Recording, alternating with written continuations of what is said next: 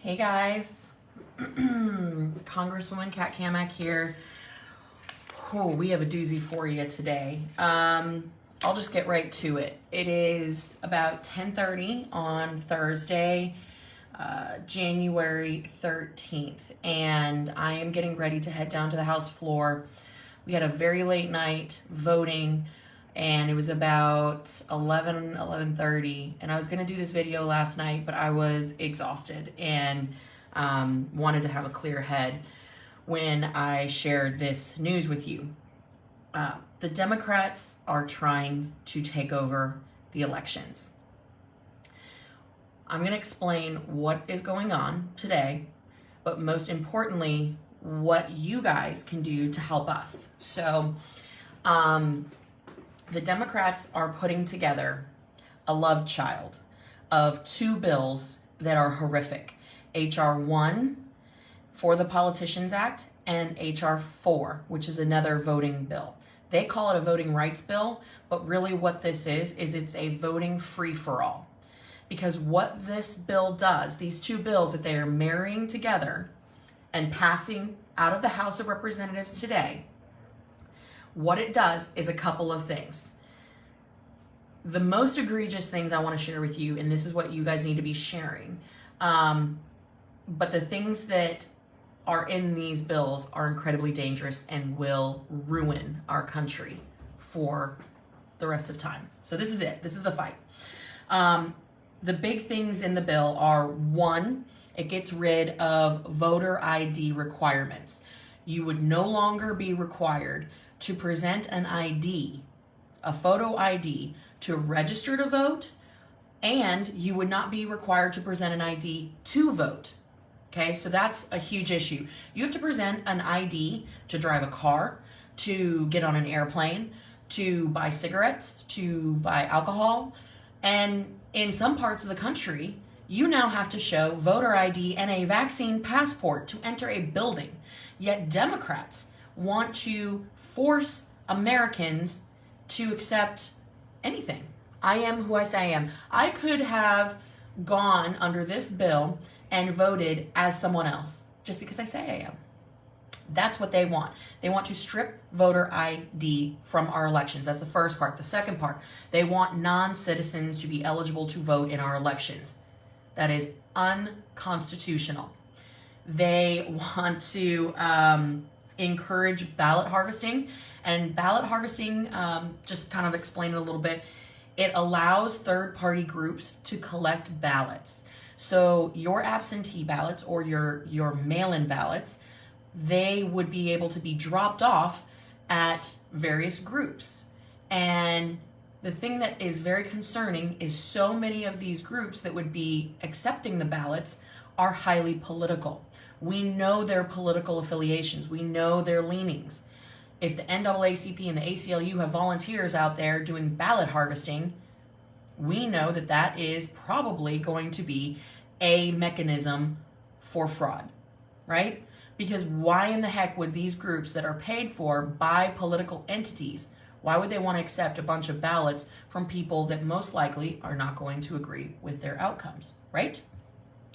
The other thing this does that I find to be the most horrific thing, I mean, I'm actually blown away. I was sitting here this morning crunching the numbers, and like I said, guys, I was going to do this video last night, but I wanted to make sure that I had the facts right, that I had done my homework, and that I was a little bit more clear-eyed.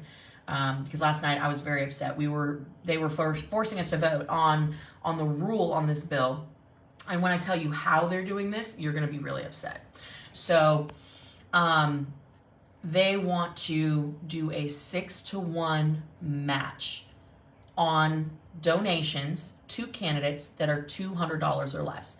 So just stick with me on this one, okay?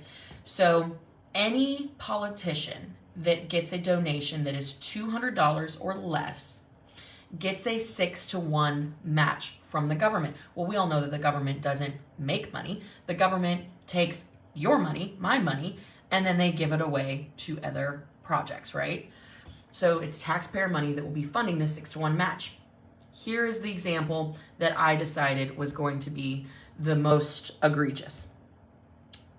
One of my colleagues on the Democratic side from the state of New York. She is a member of the squad, AOC. She, in the last election, she raised 18 million, and I had to write it down, so I wrote it down here. 18,898,102. $18,898,102. That is what she raised in donations that were $200 or less. In total, she raised over $21 million. Okay, why is that figure of $18,898,102 critical to this discussion we're having? Because taxpayers would be on the hook to match $18 million plus 6-to-1 that would go into AOC's re-election campaign. You want to know what that comes out to? It comes out to about $113 million. $113 million. You and me and our neighbors and our community would be responsible for funding the campaign of AOC and members of the squad like her to the tune of hundreds of millions of dollars. That is outrageous. It is unacceptable, and I am piping hot mad because this is an assault on our First Amendment rights. We vote not just at the ballot box, but we vote with our dollars, with our pocketbooks. We vote in the companies that we choose to support and buy their products. We vote by donating to the candidates of our choice. Now, under this bill, what the Democrats want to do, and I say Democrats, and I can flip this around, you can see, look at that. They're in the middle of explaining on the House floor how wonderful this bill is. They want to take away not take away. They want to force you to support financially your candidates, but also candidates that you don't agree with. You could be a registered Democrat and you would be forced to support Republicans if they met the requirements of $200 or less donations. So this is insane. I mean, it's absolutely insane. I mean, there's a litany of things that are in this bill. I'll read you through some of them. It mandates automatic voter registration, like I said. Same day, it requires same-day voter registration, which is incredibly problematic. It would require that states be required to allow same-day registration, allow 15 days of minimum early voting, which most states have that anyway. Florida has 15 days of early voting. And it makes Merrick Garland, who we know called parents domestic terrorists, parents who went to their local school boards. This is the AG. This is Biden's appointed AG. It makes him the election czar. This is the same guy who says that parents that are concerned about their children's education need to be monitored by the FBI because they're domestic terrorists. This is what this administration, the Democrat administration, wants you to do. They want to turn him into the national election czar. This is such an undercut of our constitutional rights. It should make you sick. I am actually nauseous right now. This is what they're trying to do. Now, let me tell you how they are doing this. You're probably wondering, how can they do this? All right, remember, the Democrats have the majority. They have the votes. You will not see Republicans voting for this bill, but they have the majority by 4 or 5 votes right now in the House. So will it pass the House? Yes. But this now goes to the Senate. So keep that in mind. There's a whole lot of steps that have to go into this. And how they are doing, and this should really piss you off, because it pissed me off, and they do this all the time. The Democrats took an old NASA bill, and they stripped the language of this NASA bill, and they made this love child of H.R. 1, which is Nancy Pelosi's For the Politicians Act, and H.R. 4, and they married these two bills together, and they stuck it under a NASA bill. So today, I will be voting on a NASA bill that has absolutely nothing to do with NASA. Nope. They are not trying to give Martians the right to vote. What they are trying to do is make voting ripe for fraud, and they are going to destroy the integrity of our elections. That is what is on the line here, guys. And you're probably wondering, okay, this is really bad news. This is what they're trying to do. It's going to pass the House. So how do we stop it? What happens next? So the bill today, because Republicans do not have the number of votes, and that's not because of rhinos or any of that stuff, it's because we are in the minority. What is going to happen is it's going to pass the House. It's going to go to the Senate. Chuck Schumer in the Senate has a problem. He doesn't have the votes, and he certainly doesn't have them under the filibuster rules, right? He's not going to be able to get cloture because a filibuster protects, right? It's 60 votes or more is what you need in order to pass something. He wants to get a simple majority. So his way of doing this is he's going to try to blow up the filibuster. What that means is he is going to strip the rights of the minority in the Senate, a long-standing tradition, a tradition just a few years ago in 2019 and 2020. The Democrats used the filibuster 323 times. He now wants to take that right away from Republicans in the Senate because he hasn't been able to get his way. So he's got two things he's got to overcome. One, he's got to overcome the filibuster. He's going to try to do a nuclear option, and he is going to try to blow up the filibuster so he can get a simple majority.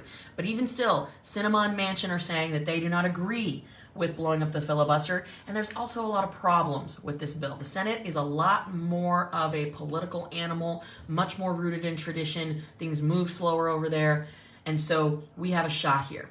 This is where you guys come in. Don't feel disappointed that it's going to pass the House today. Do not feel discouraged that it's going to pass the House. We are going to do our part in exposing what is in this bill. That is what my job right now as a member of the House of Representatives is to give you guys the facts and push out what is in this garbage bullshit bill. Because what now we have to do is we have to share this information widespread. Educate our friends, our coworkers, our neighbors, our family. We have to share everything that's in this bill and let people know why it's so dangerous. So first job, share the video. We've got to get the word out about what is in this bill. Second thing, you need to call your senators, not your members of the House. Do not call your congressmen or your congresswomen. Call your senators. Call your senators. You can call the Capitol switchboard, tell them what state you represent. You can also go to senate.gov and you can look up your two senators. Everybody, whether you are in Florida, California, Montana, Arizona, Ohio, doesn't matter what state you are in, you have two phone calls to make, right? Because every state has two senators. Call their DC office. We need to shut that Capitol switchboard down. That is how we affect change as we the people. Because I don't know about you, but my people, as in my constituents, we're pissed. We the people are pissed off. And if we want to do something about it, we know how we can do it now. We can call our senators, put the pressure on them, let them know where we stand. And I am telling you guys, calls work. You denied Nancy Pelosi the BBB. You guys denied Chuck Schumer the BBB, the Build Back Broke bill. You guys denied Biden the Build Back Broke agenda. You guys killed it because you put so much pressure on members. It works. The calls work. So please, two things you need to do. Share the video. Let's educate all our friends and our networks about what is in this disastrous bill. And then two, go to senate.gov, look up your state senators, call their DC office, tell them that you want to keep the filibuster and you want them to vote no on the so-called Voting Rights Act. I'm going to repeat it so you guys got it. You need to share the video. 1, 2, look up senate.gov, pull up your state, or not your state senators, your federal senators. Okay, this is Washington, D.C., not your state capitals. And you've got to then call the Washington, D.C. offices. Some people are going to be like, listen, I get voicemails all the time. Tell them in the voicemail who you are, that you're a resident of the state. Leave your phone number so they can call you back and say, I want a response. Because they have to respond to you if you tell them that you want a response. If you leave a message and say, I don't want a response, they're not going to respond. So this is really important. You can also give them your email and tell them I want a response, and they will probably email you a letter. So we have our marching orders. This is really, really important. This all comes back to the ultimate agenda of the liberal left. We know what it is, guys. They want to take over our elections so they can maintain control. The liberal progressive agenda is nothing more than dependency and control. They want to push programs like these social justice warrior programs because they are designed to trap people. They want to trap people in poverty. They hate the idea of equal opportunity. They hate the idea of upward mobility for people. So they want people dependent on government so that they can maintain control. That is what this is about. And I just cannot tell you guys enough how much I appreciate you guys following and sharing and helping us get the word out, because I'm just one person. And while there are a lot of good conservatives that are fighting, we need the people behind us. We are doing everything we can right now.